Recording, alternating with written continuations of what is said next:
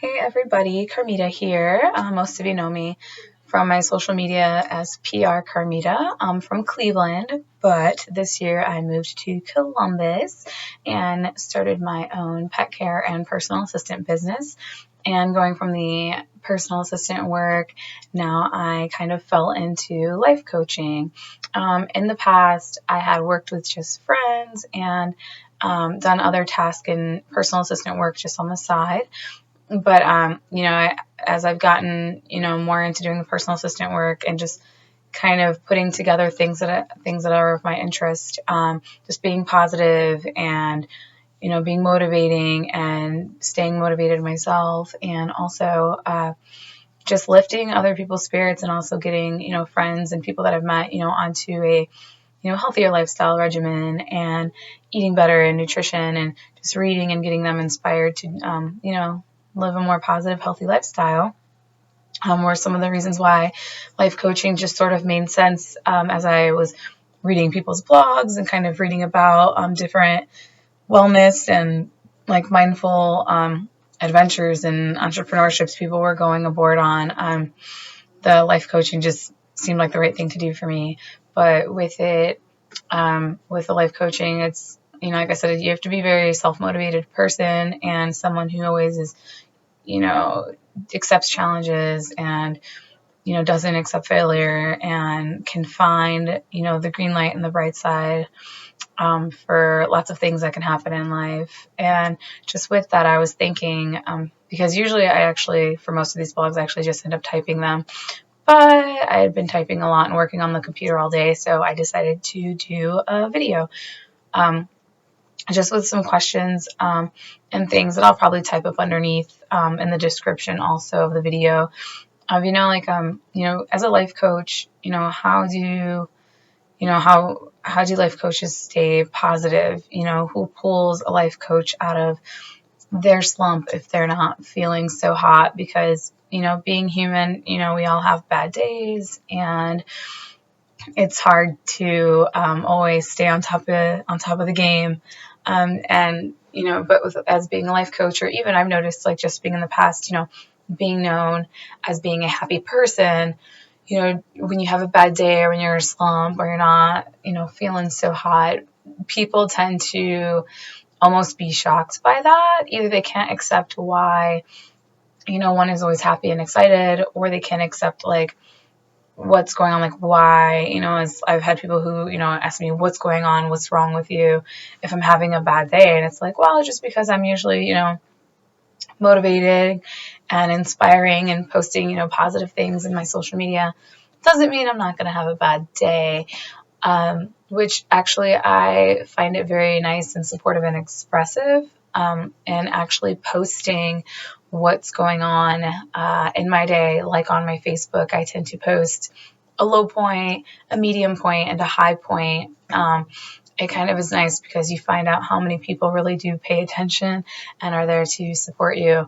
And it also actually makes me feel better, because sometimes something that may seem really bad, even just typing it up and posting it and sharing it with others, others will, comment and relate, like, oh, yes, I've had a similar situation happen, or I hope your day gets better. Or just looking at something that I've posted, sometimes I'll be like, wow, that's not even that bad. Like, this day could have been a lot worse. And so it's really cool to kind of have that experience and kind of evaluate my days as they go on, and my weeks and so forth. But still, it is, like I said, just as a life coach, as someone who's supposed to be very motivating and very, high energy, it seems, and just, there's always a way out of things, of feeling negative, whether it's, meditating, or going for a jog, or reading a book, or even having a piece of your favorite candy. So it's just, it would be cool to actually get some responses from some other life coaches, or just some other people who do even, therapist work, or yoga, or teachers, and, find out, how did they keep themselves out of slumps? What does a life coach or teacher or inspirational speaker do when they're having a bad day? Like, who did they talk to, or where did they go to find harmony and peace and get their spirit uplifted? I was really contemplating that yesterday because it was definitely a manic Monday. It was just craziness with clients that I had, and just feeling like sometimes overwhelmed by all the work and things that I, expect from myself and others, and keeping that all straight. And, I just needed that moment to like relax, because it seems like also as a life coach or a personal assistant or pet care provider, it's almost like it's hard to set boundaries, time boundaries, just, communication boundaries with clients and work, and just being able to go, yes, I'm here for you, but, there are these specific times or these specific dates, and even when you say like, oh, usually I have off Mondays, but, I'll work one for you, that can turn into a spin on things. Or, oh, I don't answer emails after 10 o'clock at night because I need a break. And then you find yourself still emailing new clients or, potential clients at 11:30 at night. I mean, it can be really draining. Or you end up getting so overwhelmed that you miss potential clients, which can be frustrating too, because in all, it's not just about making money. A lot of the times these positions are just, it's nice to be inspiring and to help people. And so when you miss someone, you miss a client or a potential prospect or phone call or email, you feel bad sometimes, because you don't want to let other people down. You want them to know, like, yes, my business is here. Let's talk about what you need, what you're looking for. And you don't want, you don't want someone going, oh, I tried that, that, like, for me, it's Bexley Assistants, that company, and they didn't respond.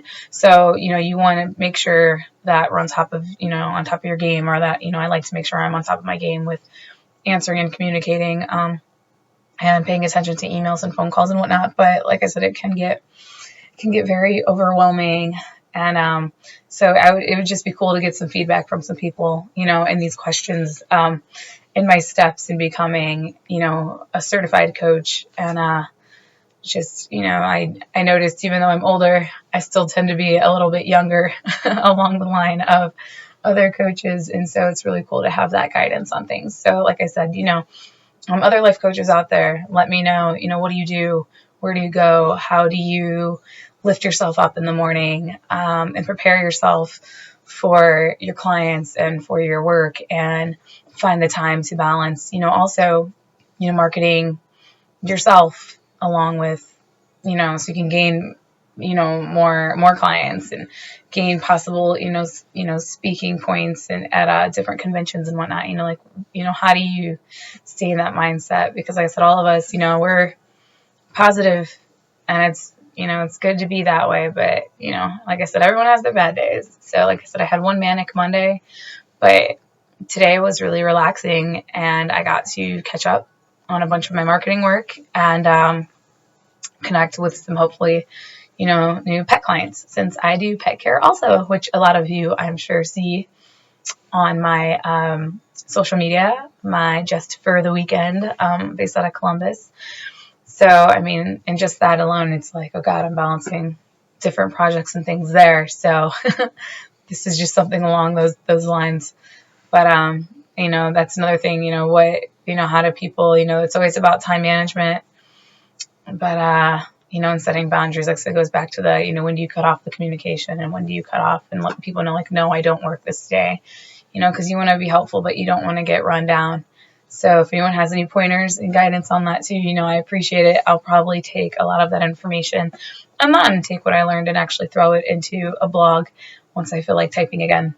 But, I hope to get some feedback, get some responses from whether, like I said, you're into yoga, you're a life coach, you're an inspirational speaker, or you're just someone out there who is bored and decided to watch me talk into a camera for about 10 minutes.